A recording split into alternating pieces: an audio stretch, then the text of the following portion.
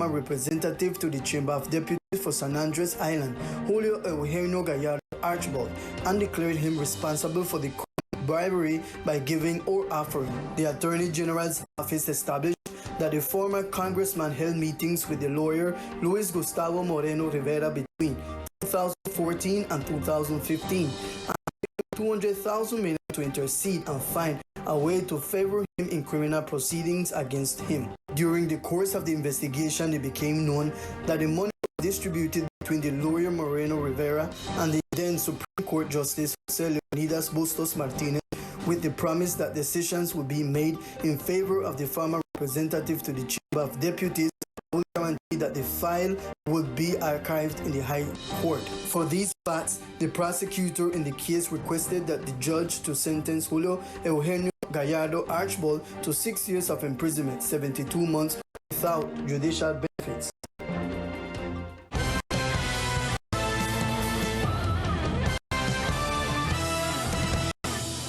Former secretaries of health and the former legal advisor to the governor's office were charged by the Attorney General's office for alleged irregularities in teleconsultation contracts, where in a single contract 2,339 consultations were billed, when in reality 21 were carried out.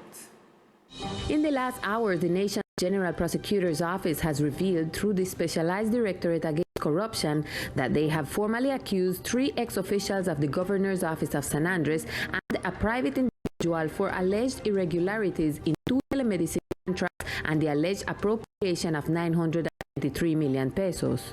Fiscal adscrita a la Dirección Especializada. The prosecutor appointed to the Specialized Anti-Corruption Department recalls evidence to charge 3 former officials of the Governor's Office of San Andres and private individual.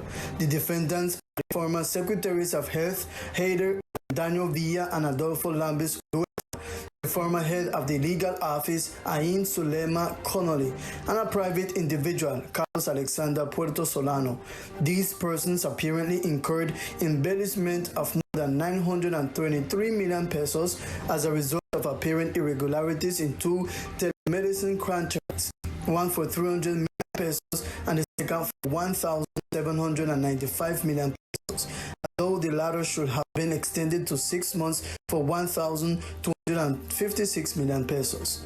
According to the prosecutor's office, the evidence shows that in each process 3 quotations were requested. However, the abbreviated contracting system was used, in which only 1 bidder participated. It appears that the officials adjusted the terms, requirements, and needs, among other aspects, to favor that single bidder who did not have the experience or suitability to comply. Entre otras irregularidades, among other irregularities, the lack of planning and transparency, as well as the lack of market studies to validate costs and the absence of verification of the beneficiary population were noted. For this reason, the accused were sentenced to crimes of embellishment, aggravated appropriation contract with compliance with legal requirements, ideological falsehood in private documents, ideological falsehood in public documents, and bribery by giving and offering. Lastly, the prosecutor's office refers that in relation to the first contract, it was known that 5% of the agreed amount was paid with the Initiation Act alone. There is evidence of a possible cost overrun of 175 million pesos on the understanding that 21 days of the 60 defined days were worked. As though in the final report, they indicated that 2,339 consultations were carried out, when in reality 21 were completed. The inauguration of an energy transformation project that seeks to benefit inhabitants of one of the most traditional sectors of the department was held this weekend. An energy transformation project was inaugurated in the department that seeks to implement photovoltaic solar energy system technology in homes in the Schooner-Back sector. The project has resources from the General System of Royalties and will be operated by the Solar-Back 2021 company. This project is the result of a tutelage action brought by the community against the local government. During the event, the Islanders' leader made a statement. Este es el inicio de un proyecto muy importante. This is the beginning of a very important project, a pilot project for energy renovation a clean energy project, a project so that the community doesn't have to suffer the burden. I really hope that this project will meet the need that the community has. This project will be developed over a period of approximately 9 months, of which the first 4 months have already elapsed, and will include 3 days of transformation, a technical visit to the user, a workshop on panel maintenance, and finally the installation of solar panels. With respect to this issue, the representative of the company in charge of the project said, Los beneficios que va a tener la gente es que va a tener acceso a energía. The benefits that the people will have is that they will have access to renewable energy and clean energy, which will not depend on the traditional method of energy that is now used on the island. Another incentive is the economic objective, since the system will not be connected to SOPESA's conventional network. In this case, they will not consume energy from SOPESA, but from photovoltaic energy, which will reduce the public energy bill.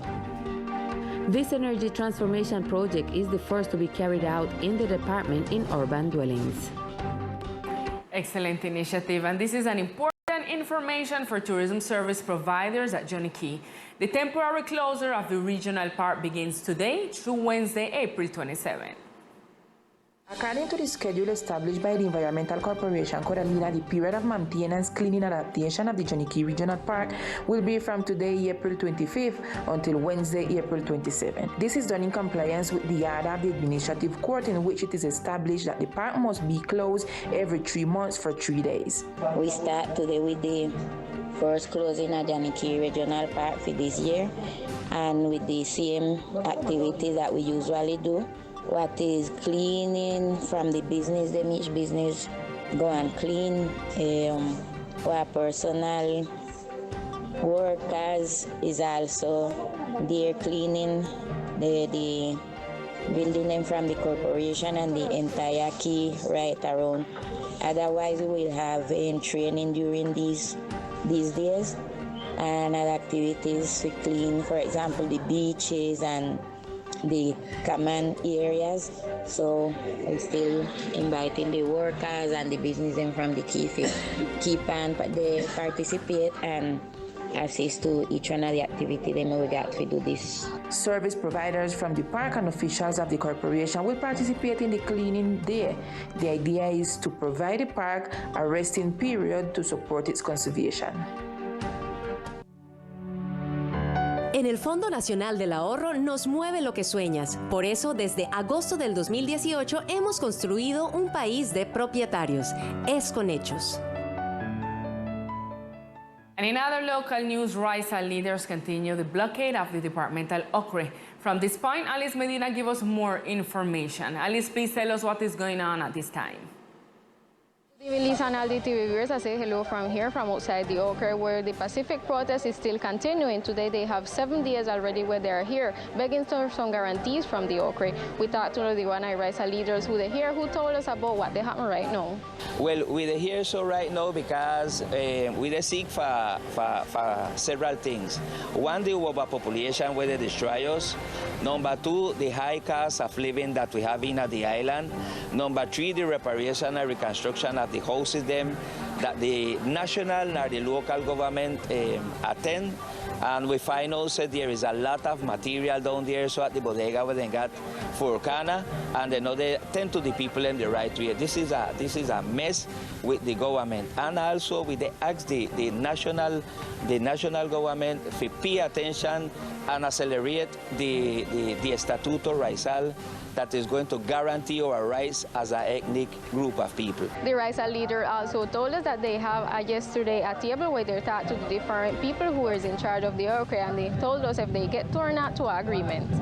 Well, at the first time we decided that the workers them didn't go in the office, but afterward last night come to an agreement to make them come in, but not to deliver out the Ocre card and start to search about the situation of the 20 or 30,000 irregular people that in the island. So we have to pay mind to that, or less our island is going to collapse. They also told us that one of the points is that they want to talk to the governor, Everett Hawkins, but until this moment, the governor has not come to this point to talk to them. This is all information we report from here from the Okra. Continue Lisa in studio with more information.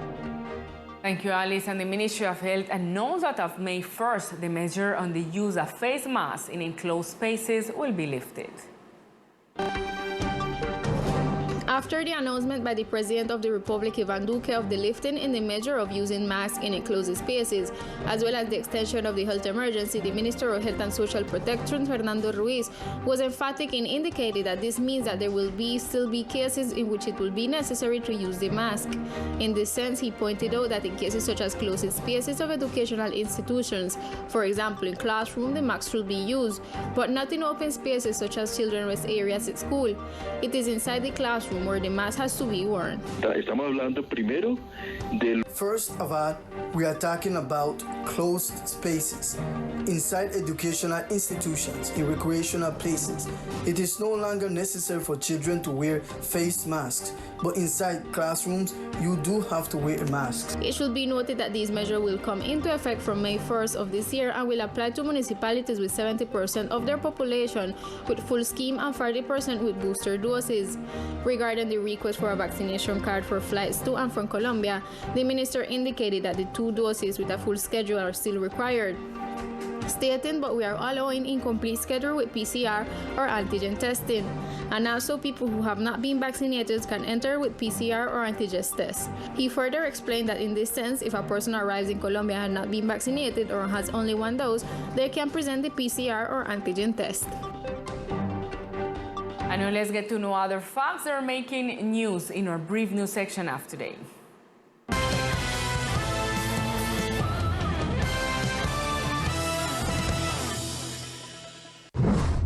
The National Police, together with the Departmental government, conducted recreational activities and talks on the prevention of drug use and child abuse with children and adolescents of the Las Almas Park and Schoolhouse sector.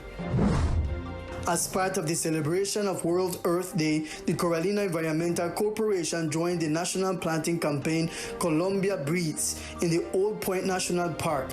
Young people from different educational institutions planted different types of mangroves in the area. The 25th National Meeting of Chambers of Commerce, which was held for the first time in the archipelago, ended in the department during 3 days. The entities talks about the country's business growth, as well as the launch of the campaign Colombia is My Company, also addressed the issues such as digital transformation within companies and the importance of customer service. The next meeting of Chambers will take place in 2023. Now we continue with the COVID-19 indicators. This is how coronavirus is moving in the department at this moment. No new cases or deaths from COVID-19 have been reported in the department. The figures according to the local administration are as follows. A total of 10,193 people have been infected since the beginning of the pandemic. There are currently no active cases. 10,001 people have recovered. 155 people have died from the pandemic, and the ICU occupancy rate is currently at 0%.